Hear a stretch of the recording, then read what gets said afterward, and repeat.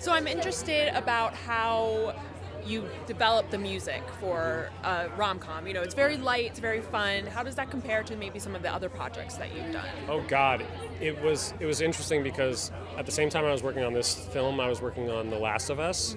So it was like two polar opposites in my brain, and they were both good medicine for the other one. You know, it's like when I was getting too happy working on this, I would have to go do some scary music. But honestly, this was such a pleasure. Sometimes there is something about when you're working on music for romance and better feelings than necessarily would come from a post-apocalyptic world. It does put you in a better mood. Yeah.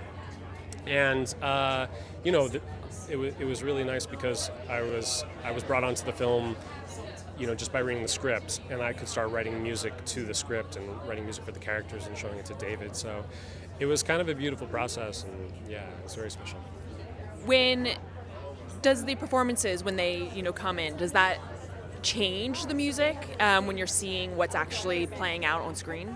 Yeah, hugely, especially because a lot of my role was to kind of make you root for the different leads at different times, and they're both so goddamn charming that, you know, it wasn't hard to have music, you know, push one of them. Oh, now we like him too much, we need to feel like we need to root for this other guy, so then you push the music there, and it's a little bit of a balancing act, because I think the truth is, if you were in this situation, it would be such a difficult choice. So we had to make sure the music backed that up, and that it felt like, oh my God, if I was Elizabeth Olsen's character, I don't know how I would choose between these two guys.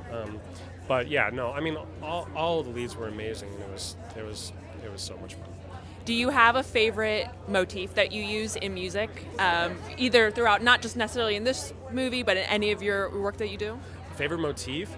I don't know. I really like the counter-programming thing that happens in film scoring. You know, if you're a recording artist, you're making another album, you kind of know what you're building upon. I love getting thrust in a completely new world.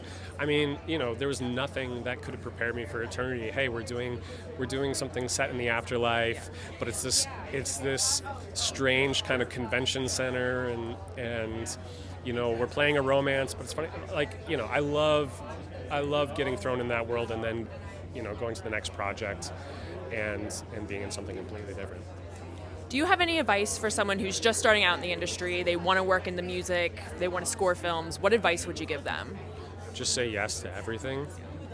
There's so many little things or little jobs that led me to something completely different than I would have imagined. And you know, I just did Superman this year, and the way I came to that was through so many little things along the way that it was never I could have planned, oh, if I do this and this and this, then I'll be scoring Superman. So I just think give yourself to the adventure of these stories, and even if you're maybe don't think that's exactly the type of film that you want to do it, because you might find I just did I did this Western in 2022 that I thought I have no feeling about country music, and then I explored country music, and all of a sudden I was loving making country music. And so I don't know. Great. It's my favorite part of it. Yeah. Thank you so much. Thank It was nice you. to talk to you. So nice to meet Thank you. you.